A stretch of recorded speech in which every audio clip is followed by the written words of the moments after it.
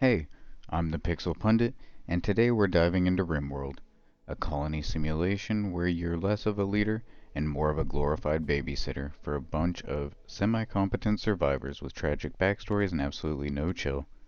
I've sunk a good chunk of time into this one, and yeah, I have a few thoughts, but it's mostly chaos with some fire. At its core, RimWorld is about trying to build a functional, happy colony while the universe actively tries to ruin your day. Invasions, insect hives, mechanoids, wild weather, food poisoning, diseases, and colonists having emotional breakdowns because someone ate their favorite meal or wore the wrong pants. It's a survival sandbox with layers, like an onion, that wants to kill you. The loop is incredibly flexible. You could go in with a plan to be peaceful farmers, but one random raid later, you've captured someone, installed a bionic leg on them, and now they're your primary hauler. That's RimWorld. Your morals will bend, then break, then rebuild themselves in the shape of whatever keeps the colony alive. And it's not just systems, it's story. You create the narrative. Maybe your colony is a pirate syndicate built on drug trafficking and slave labor. Maybe it's a utopia for vegan monks. The ideology system lets you guide your colony's values, so no two games really feel alike. Just note that the ideology is a DLC. The best part, you can tweak every detail, from starting pawns, biomes, storyteller AI, to modded traits or even which body parts people can live without. You control it all. Want to live in the Arctic with only cannibals and no weapons? That's viable. Insane, but viable. And while the graphics are simple, they work. You start to recognize pawns by their silhouettes and quirks. Not because of fancy models, but because you've watched them survive malaria, fall in love, and stab a raider to death with a wooden spoon. It's hard not to get attached. I had one pawn, totally average guy, who got a scar in one eye, lost a leg in a mechanoid fight, and still kept working the fields. I called him Old Stumpy, gave him a bionic leg as a reward. He died 2 days later of the flu because, of course he did. Now, I'll be honest. The freedom can backfire. If you go in without a plan, the game can feel overwhelming, especially when difficulty ramps up without warning. Your colony's wealth stat secretly determines how brutal the raids get, and hoarding supplies or building too fast can punish you hard.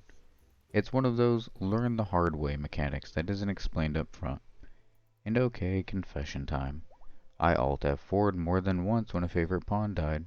I even reloaded saves or turned on dev mode to bring people back. Judge me if you want, but what can I say other than it's hard out there? Replayability is the real MVP here. Even without mods, the game changes drastically based on storyteller, biome, and ideology. But with mods, oh boy. There are entire overhaul mods like Vanilla Expanded, which feels like a free DLC. Want vehicles, new religions, medieval tech trees, a full-on cyberpunk colony? It's out there. One popular mod even adds a zombie apocalypse. Yep, as if RimWorld isn't stressful enough. And the developers are in it for the long haul. Ludian's most recent DLC, Odyssey, you get to build your ship to travel across the planet, exploring new biomes, landmarks, and creatures, leaving the atmosphere and exploring a bit of space, in search of new weapons, enemies, and loot. That is just the most recent of the 5 DLCs. Ideology is probably my favorite and feels like it adds the most to the game so far. Though, I haven't tried Odyssey because I had to stop playing to wrap up this video for you. If you're a creative person who enjoys chaos, storytelling, and micromanaging people with severe personality flaws, then RimWorld is absolutely worth your time. It's a game that challenges you to survive, and then dares you to enjoy the suffering. But if you prefer your games to guide you, give you quests, and offer emotional support when things go wrong, this might not be the one. Or maybe, just wait for a sale and mentally prepare. I personally loved it, even when it made me rage quit. Just pace yourself. I went full goblin mode with 36 hours in 2 weeks, and totally burned out. But I will be back. The colony calls. Now go forth, build your war crime goat cult, harvest organs, and remember, it's not unethical if it's profitable.